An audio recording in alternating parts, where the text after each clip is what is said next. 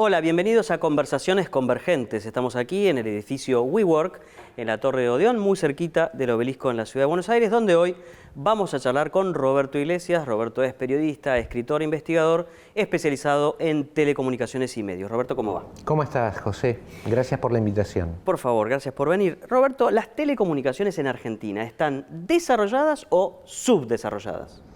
A mí siempre me gusta decir una cosa que es comparar, dado que siempre me gusta ver las cosas con perspectiva histórica, comparar lo que eran las telecomunicaciones en Argentina hace 50 años con las de ahora. Y también comparar el país que teníamos hace 50 años con el de ahora.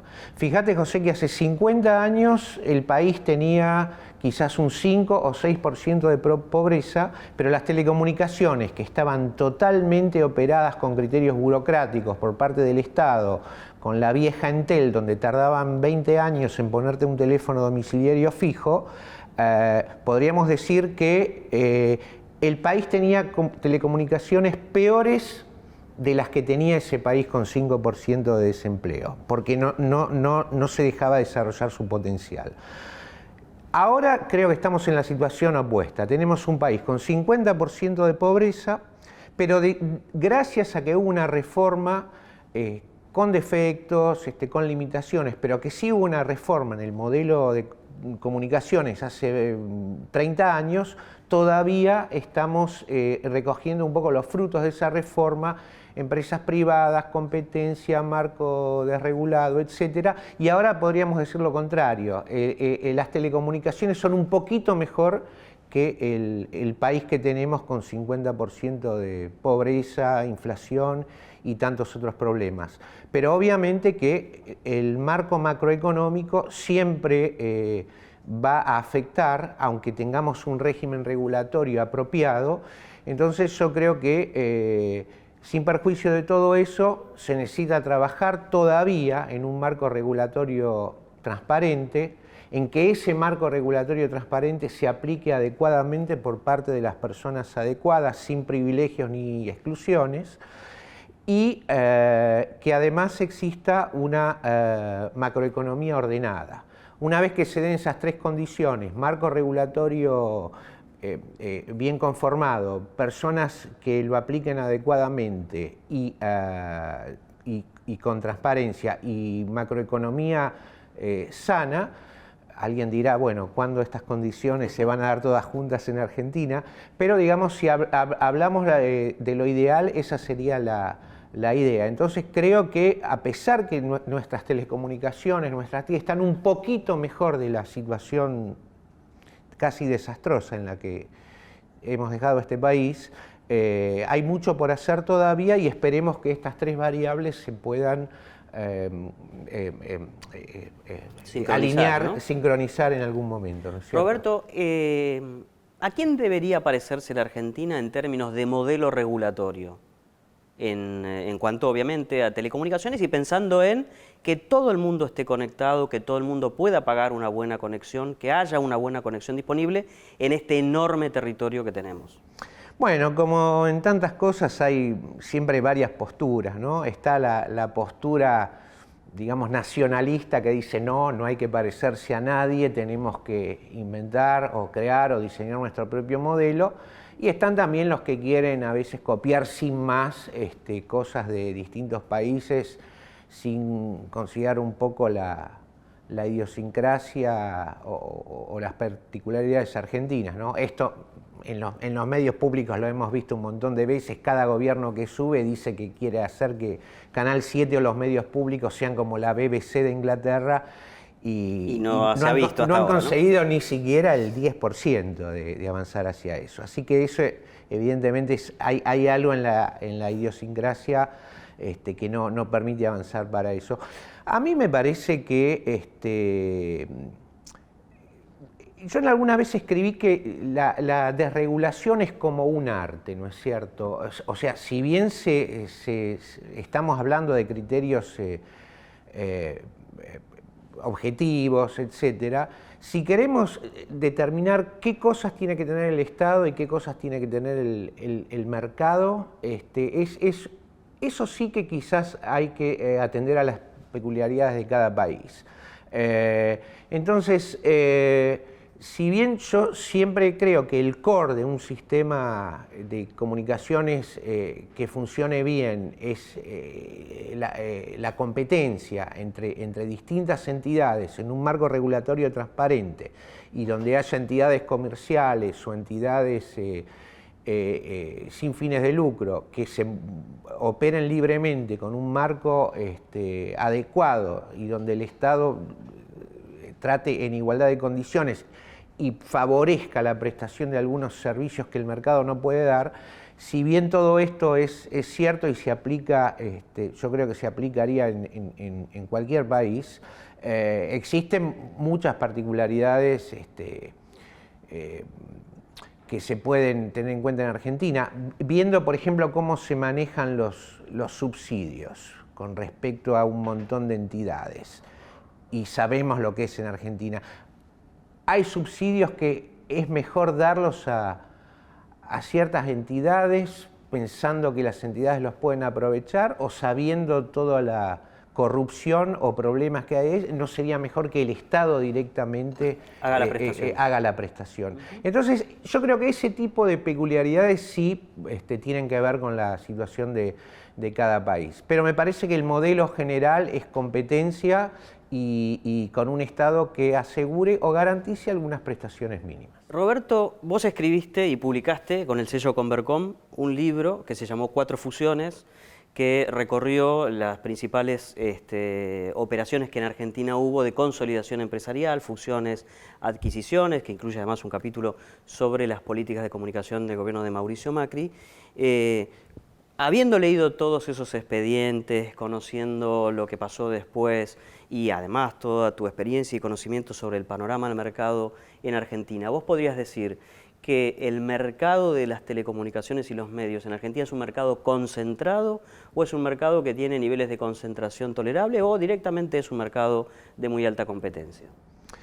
Bueno, esto de la concentración también ha sido una bandera para llevar adelante cierto tipo de propuestas de contenido ideológico. Así que cuando hablamos de concentración tenemos que contextualizar bien de qué estamos hablando. Hay concentraciones naturales, hay concentraciones perjudiciales y hay concentraciones porque detrás de la mano que las produce existe una mentalidad de capitalismo de Estado de favorecer a ciertos amigos en detrimento de otros usando el poder. Pero yo te diría que en general las concentraciones perjudiciales, como podemos poner el gran ejemplo de lo que fue Televisa en México alguna vez, que manejaba todos los canales de televisión del país, un caso único, ahí tenemos que era la contracara de un régimen político que era exactamente igual, ¿no? Televisa por un lado, el PRI por otro. Entonces, cuando hablamos de concentración tenemos que ver bien de qué hablamos. Yo creo que los niveles de concentración que hay en Argentina en algunos aspectos son parecidos al resto del mundo, pero en la mayoría de los aspectos, no sé, si tomamos el hecho de que haya 7 canales de noticias diferentes, que haya 900 emisoras de FM en el área del Gran Buenos Aires, el 70% todavía sin licencia, o que haya tantos canales de televisión abiertos en provincias, también muchos de ellos sin licencia. Tenemos casos como capitales del interior que de tener un solo canal de televisión ahora tienen 6 o 7, aunque abiertos, además de todas las señales que hay por cable. Bueno, y los proveedores de servicios de telecomunicaciones. Y los proveedores de servicios de telecomunicaciones, que no es lo mismo la concentración en la provisión que la concentración en los contenidos, porque la televisión por cable está sumamente, la prestación de televisión por cable o televisión paga está sumamente concentrada en casi todos los países. Hay 2 o 3 empresas como mucho, pero sin embargo los proveedores de señales, las señales que podemos ver son cientos de señales distintas que corresponden a cientos de fuentes distintas.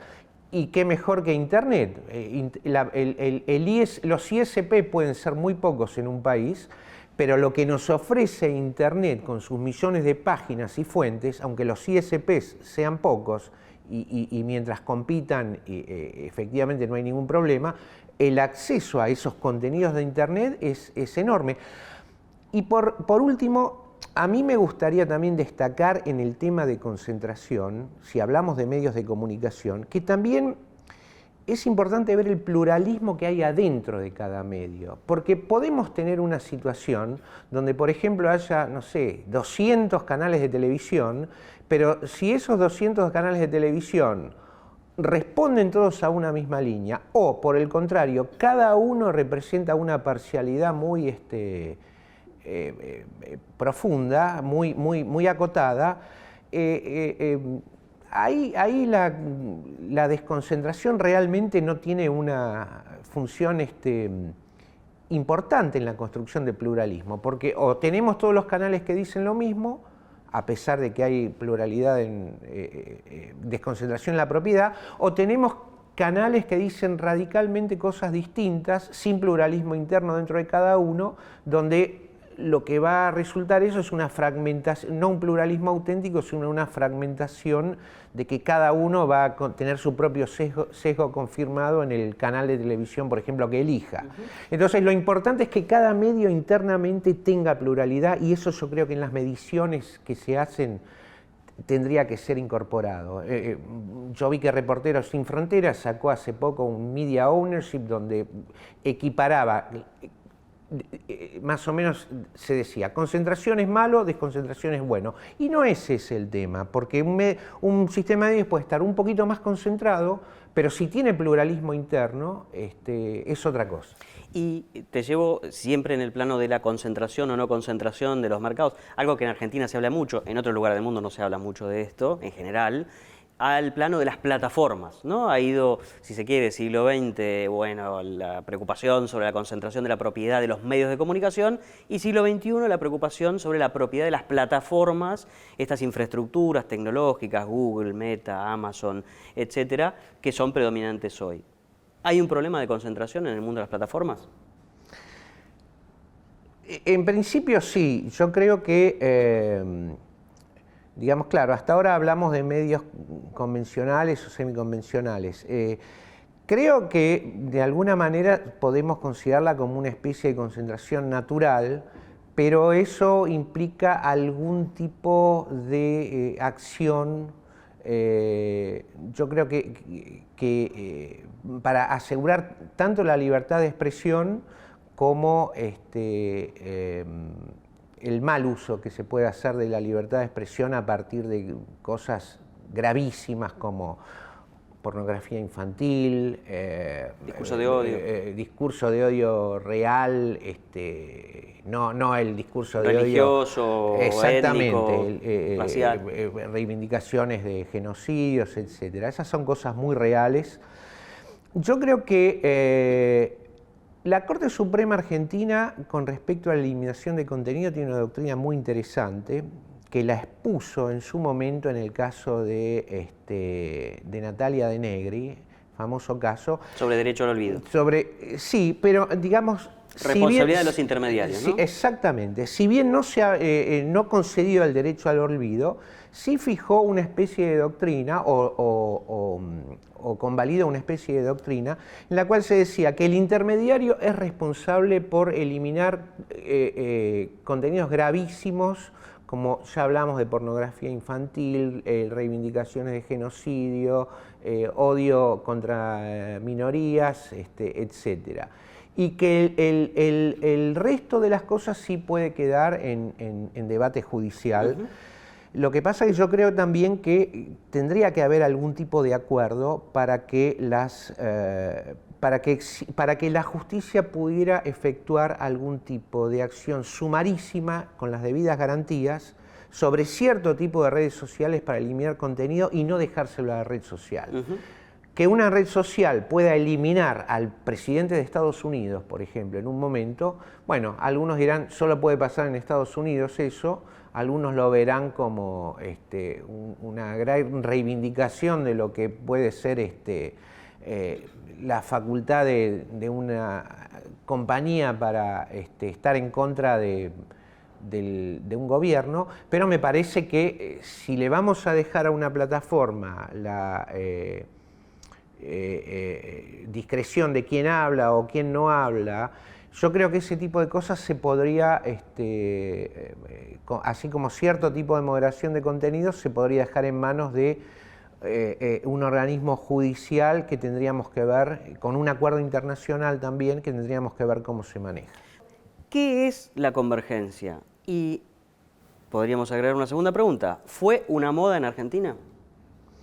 Bueno, la convergencia es un concepto que se empezó a vislumbrar ya tiempo atrás, por el cual se cayó en la cuenta que distintas manifestaciones de contenidos y de comunicación eran parte de un mismo fenómeno. Entonces, en su momento se vio que la radio, la televisión, el viejo correo incluso como medio, los teléfonos, el telégrafo incluso en su momento, que eran todos medios que se habían desarrollado por separado, en algún momento se iban a superar y entrar como a ser partes todos de un mismo conjunto de contenidos por el cual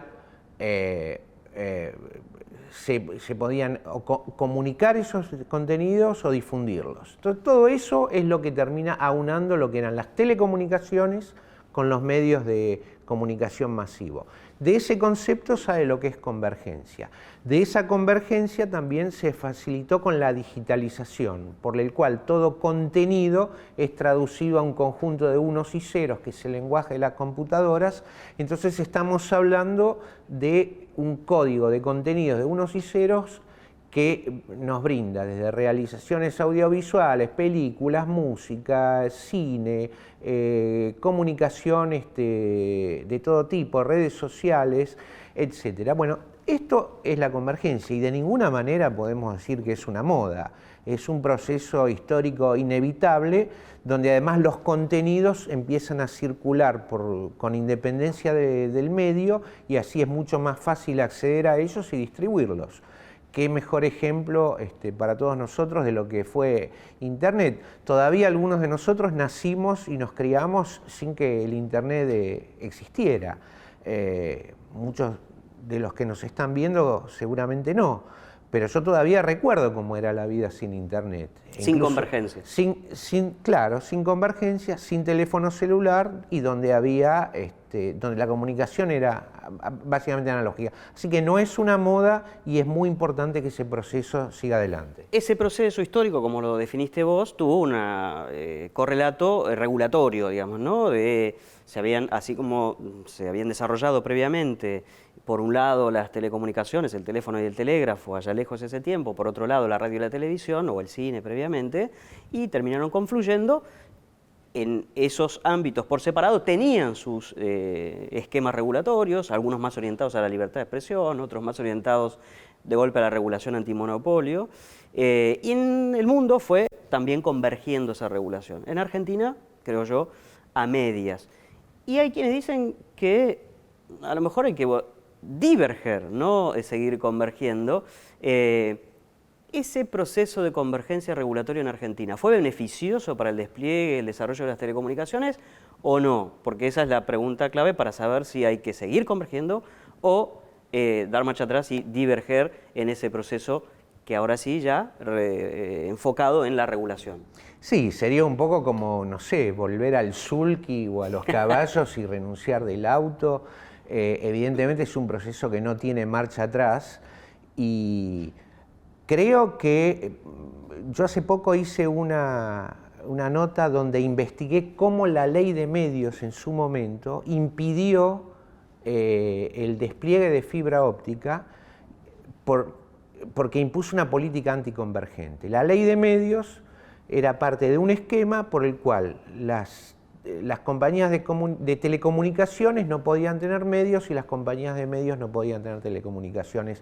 Eso lo que logró fue que las compañías de telecomunicaciones, las telefónicas, al no tener la opción de competir con las compañías de cables que estaban en manos de las compañías de medios, no pudieran ofrecer contenidos y eso las inhibió, no las alentó a poner fibra óptica, la fibra óptica tan necesaria por el cual vamos a acceder con velocidad absoluta y estabilidad total a contenidos sin ningún tipo de limitaciones. Bueno, cuando eso se flexibilizó, digamos, porque no es que tampoco se avanzó drásticamente, se flexibilizó, ¿qué pasó?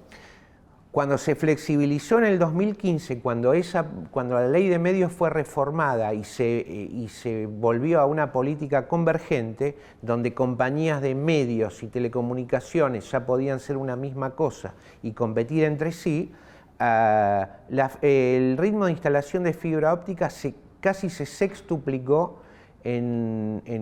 durante a lo largo de 4 años, antes de que entráramos también en esta debacle macroeconómica que tenemos. Y aún así, como es el imperativo del momento y es lo que viene, aún con las malas condiciones macroeconómicas y la inflación que tenemos, estamos viendo que las compañías están haciendo un gran esfuerzo por tender fibra óptica en muchos lugares de Buenos Aires. Ya hay muchos pequeños pueblos del interior que son totalmente fibra óptica las redes, gracias a cooperativas o pymes, y ahora las grandes empresas en Buenos Aires y en otras grandes ciudades están desarrollando esa fibra óptica, con lo cual, bueno, se va a reemplazar la vieja infraestructura, por un lado de cobre y por un lado de coaxil. Así que imaginémonos si hubiera un buen marco regulatorio y macroeconómico, lo rápido que podría ser ese proceso, si aún así se está haciendo, ¿no?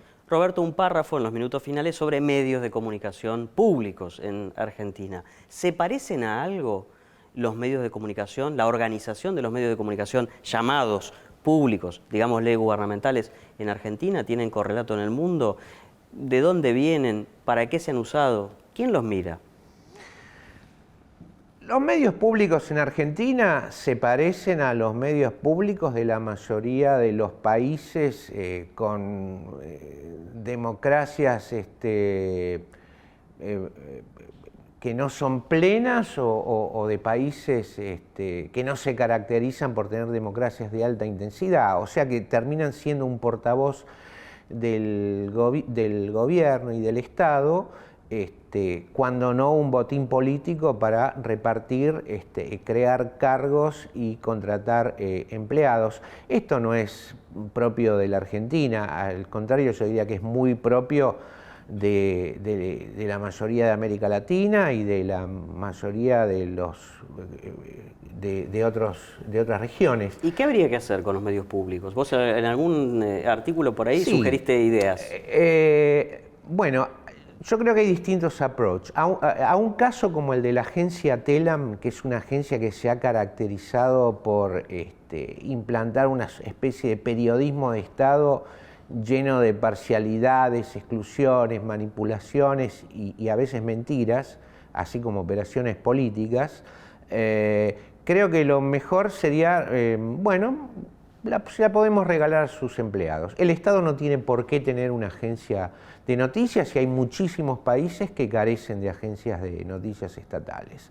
Te diría que la mayoría de los países donde hay una democracia que funciona no tienen agencias de noticias estatales. Con los medios públicos es distinto. Con la radio y la televisión. La radio y la televisión yo creo que merecen otro tipo de consideración porque sí yo creo que tiene que haber un ámbito audiovisual que hasta cierto punto sea independiente del mercado, por más simpatía que podamos tenerle al mercado como el core de una política de medios y de comunicaciones, porque evidentemente de la misma manera que existe el Teatro Colón o la biblioteca pública, tenemos que tener algún ámbito donde el acceso y la exposición de cierto tipo de contenidos sea independiente de su popularidad o de su aceptación por el mercado. Entonces me parece que hay que preservarlos. Yo lo que haría con la radio y la televisión pública en Argentina, dado que un modelo de BBC no podría funcionar, porque ya vemos que las instituciones en teoría autónomas, autárquicas en Argentina nunca son tales,